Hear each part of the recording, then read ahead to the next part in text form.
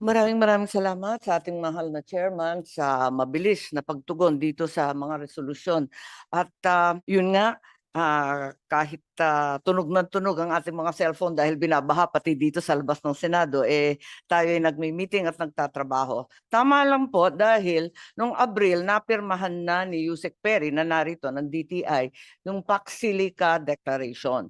Ngayon, alam natin, talagang maikli rin ang panahon pagkat by November, ang plano mayroon na tayong agreement na kahit papano meron na tayong pinirmahan na kasunduan. Hindi lamang deklarasyon kundi kasunduan. November na yon.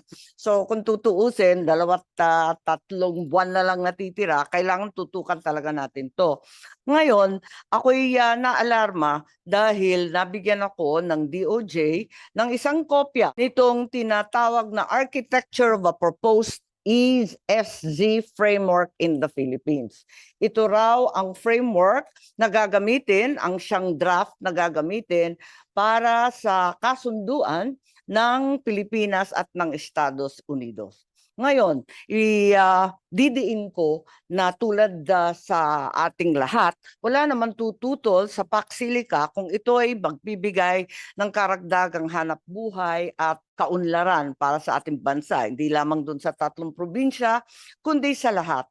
Ngunit ako'y abalang-abala sa linalaman nitong sinasabing framework. Unang-una, nais kong tanungin, pero nandito ba yung DOJ? Parang wala. Dahil kasi ito may kinalaman na sa ating soberanya at sa jurisdiction. Nandito, very clearly, all kinds of issues na pinoproblema ko, no? Dahil unang-una, hindi ko malaman kung totoo to. Sa pakiwari ko, ito'y galing sa New York o sa ibang bansa. So, kumbaga, dapat nag-draft rin tayo ng sarili natin. Ano? At ikalawa, ano na ba ang status nitong framework negotiations? Kasi para sa atin, para sa akin at sa lahat ng pinabasa ko, ito ay tutol sa ating saligang batas at maaring tutol din sa iba't iba pang batas. At pwede sana bigyan kami ng terms and conditions at ang lengguwahe po nito ay talagang banyaga. Constitutional fee simple ownership ng isang bagong dambuhalang korporasyon na nangangalang Landco. May Landco dito sa Pilipinas pero ibang Landco to, 60% daw ay magiging Filipino-owned, 40% ay American joint venture. Nagtataka ako kasi yung lupa hindi naman pala babayaran. Ayan, masamang balita sa mga kapitan at kay Mayor Rodriguez. Dahil eto nga, bakit ganito to? Hindi ba dapat BCDA na lamang o kung sino ang nais magbenta? Pagkalaki-laki ng lupa, 1,619 hectares, hahawakan ng 99 years pero may karugtong na sa pagkatapos nitong 99 years, andun pa rin sila. Hindi daw pwedeng guluhin. At eto nga, hindi ba dapat gobyernong Pilipino na lamang ang humawak niyan?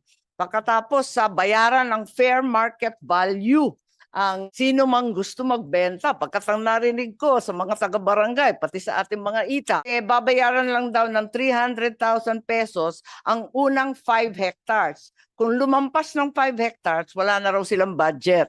Bigay na lang daw nila. Paano naman yun? At ito nga, holy at burial ground ng ating mga katutubo, yung ibang nasasakupan, medyo nakakaabala din yan.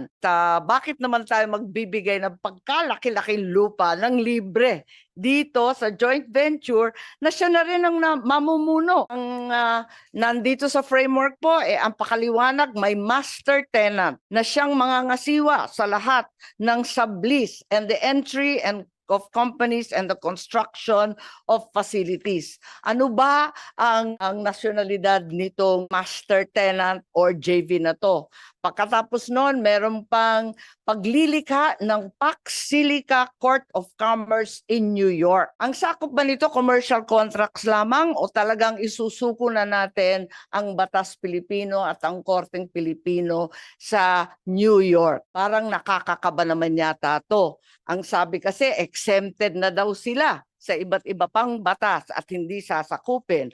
Ang sabi pa, yung governing or oversight body, itong Pacsilica Court. Meron pang 4-member zone joint committee na ang members ay landowner, kung sino man yon, dahil hindi ko naintindihan kung sino yung landowner, yung master tenant, itong JV na to, yung US Department of State, at iisa lang yung Philippine government sa 4 na yan. Ano ba ang kapangyarihan ng mga ito?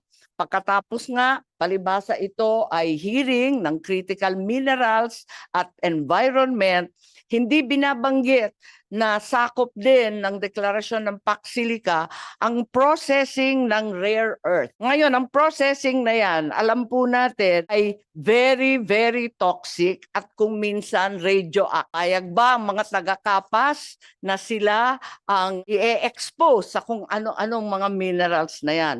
Sa kabila ng pagnanais natin, ng development, ng kaunlaran, ng trabaho, wag po tayo magpadala.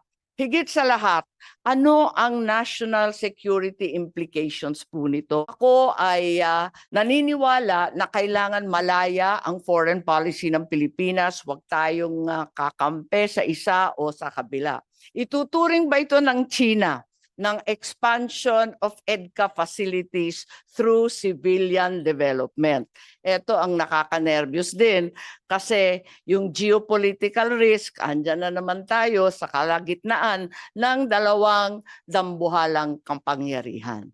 Marami po ang i-discuss natin, pero unang-una sana mapag-usapan yung constitutionality and legality, pati ang ownership ng lupa, ano ang alternative livelihood ng ating taong bayan, at totoo ba na magpapatayo na ng chip manufacture o habang buhay na ba ang Pilipinas na nasa assembly and testing sa electronics industry?